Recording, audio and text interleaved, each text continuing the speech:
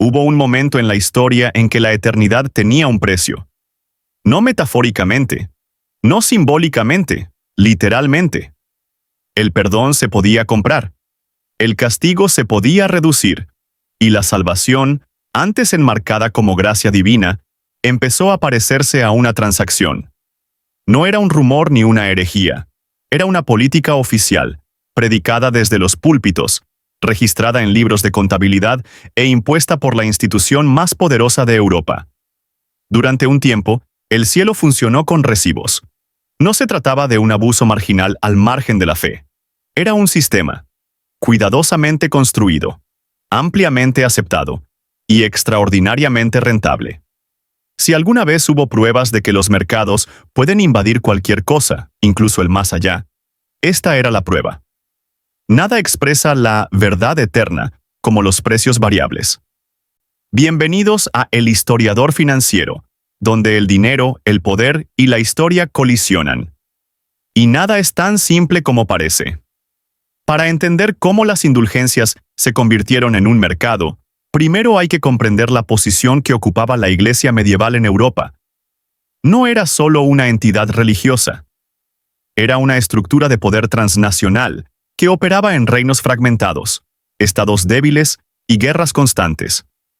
Los reyes iban y venían. Las fronteras cambiaban. Pero la Iglesia persistió. Poseía vastas extensiones de tierra, administraba tribunales, educaba a las élites, registraba nacimientos y defunciones, y lo más importante, reivindicaba autoridad moral sobre cada alma. Esa autoridad era poderosa, pero también era compleja. La Iglesia era muchas cosas a la vez.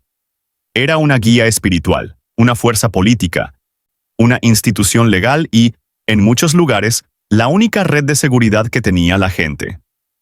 Los monasterios alimentaban a los pobres, albergaban a viajeros, cuidaban a los enfermos y apoyaban a las viudas y los huérfanos.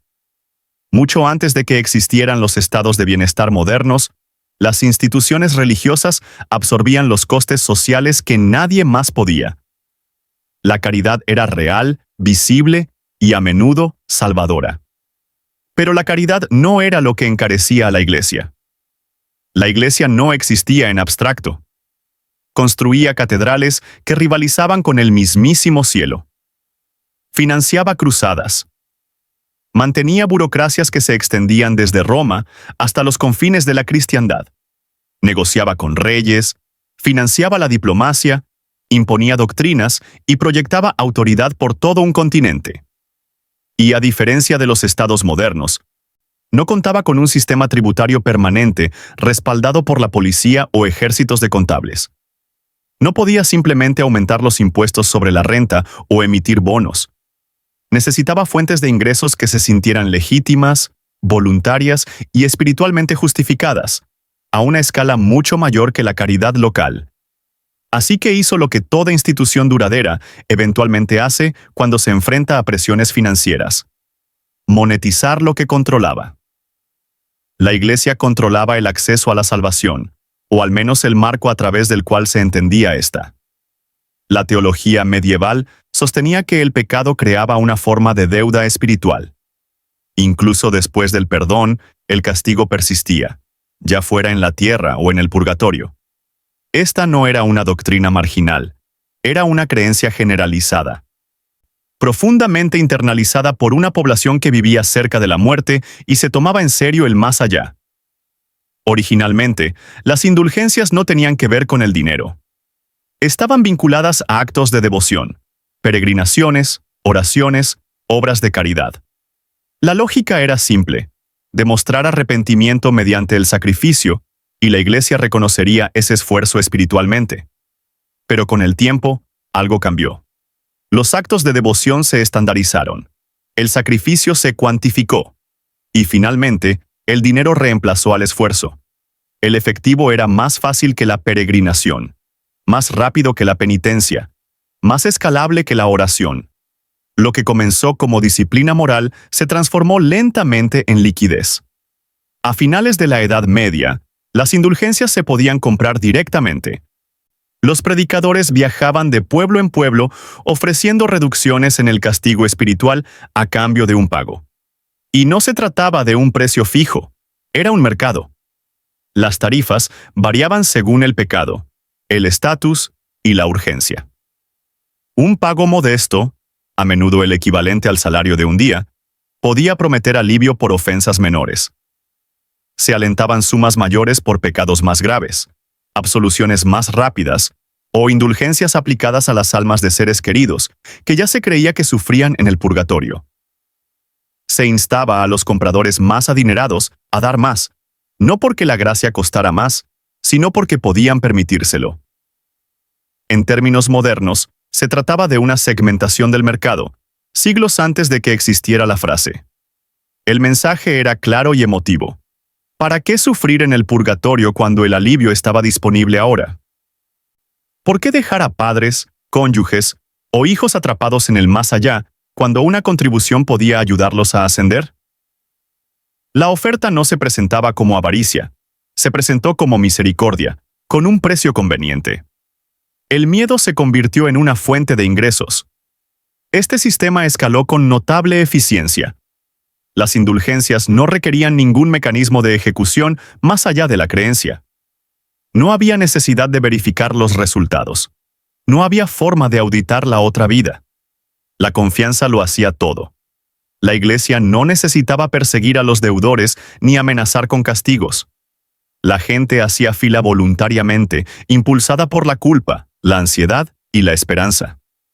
Cuando la salvación se vuelve transferible, la demanda se resuelve sola. Si alguna vez hubo un producto perfecto, era uno que nadie podía probar de forma independiente. Tras bambalinas, la maquinaria financiera se volvió más sofisticada. Los ingresos por indulgencias se dividían entre Roma, los obispos locales y los gobernantes seculares que permitían que las campañas operaran.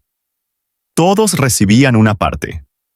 Los fondos fluían a proyectos importantes, el más famoso de los cuales era la reconstrucción de la Basílica de San Pedro en Roma. Una estructura destinada a simbolizar la gloria eterna, financiada por transacciones muy terrenales. Y aquí es donde el sistema cruzó una línea peligrosa. Porque las indulgencias dejaron de sentirse como una guía espiritual y comenzaron a sentirse como ventas. Los precios se volvieron explícitos. El marketing se volvió agresivo. Predicadores como Johann Tetzel perfeccionaron el discurso, prometiendo alivio inmediato con eslóganes ensayados y certeza emocional. Cuanto más vívidamente se describía el pecado, más urgente era el pago. Una frase famosa captó el espíritu de la operación. En cuanto suena la moneda en el cofre, el alma sale del purgatorio. Nada expresa tanto misterio eterno como una melodía.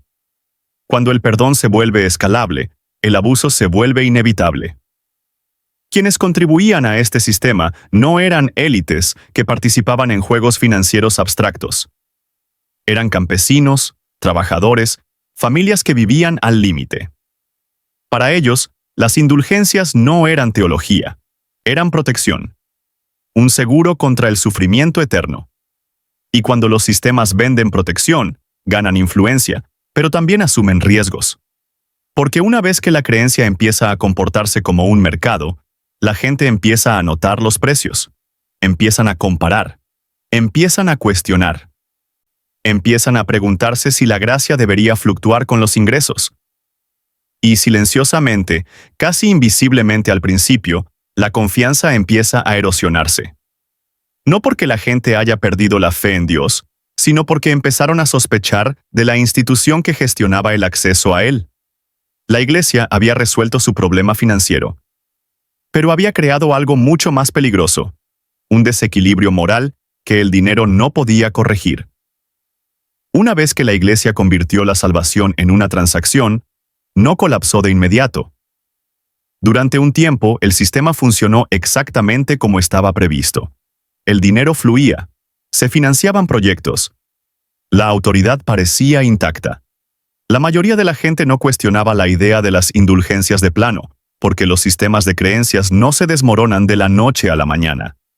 Se fracturan lentamente, en los puntos donde la experiencia vivida choca con la contradicción.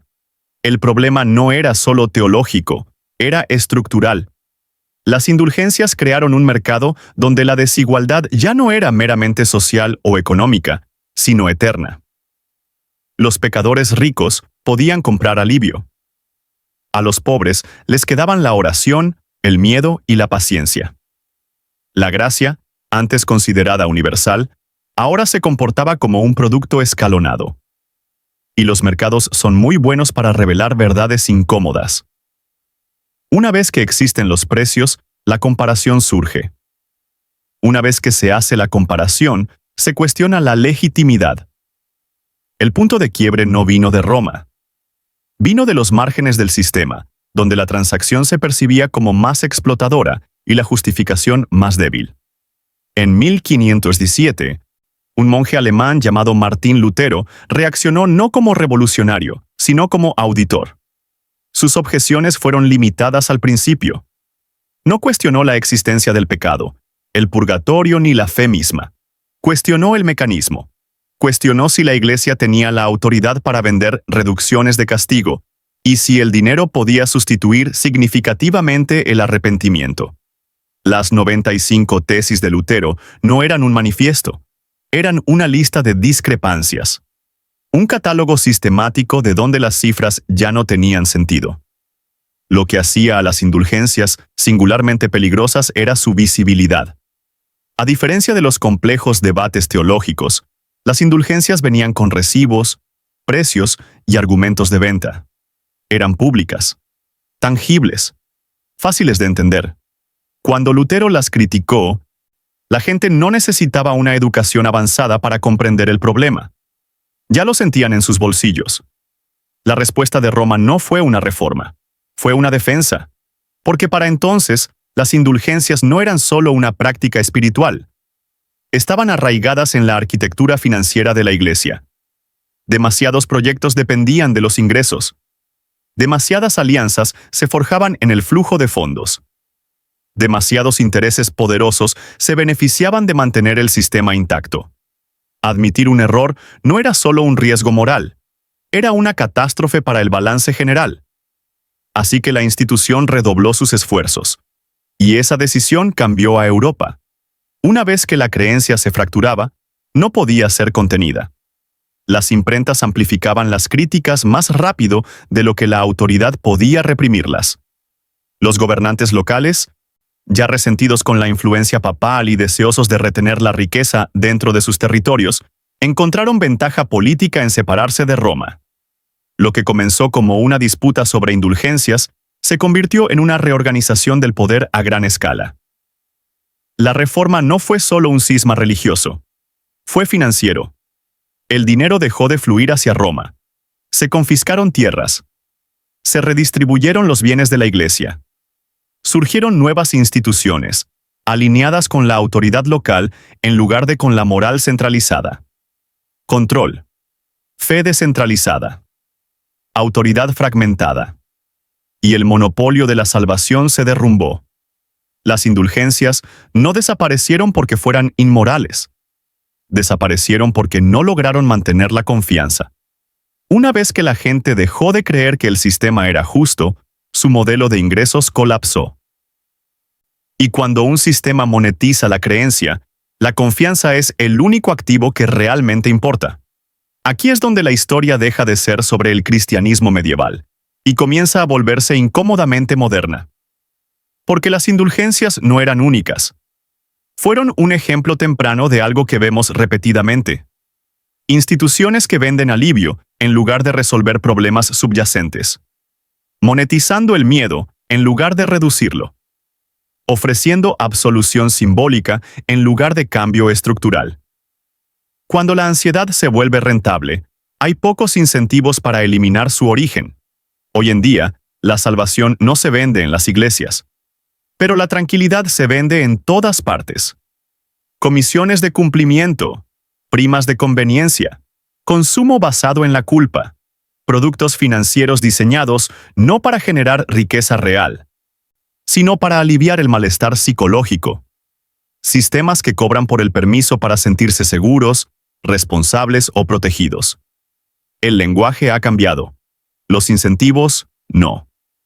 Cuando las instituciones aplican medidas de alivio de precios, crean dependencia.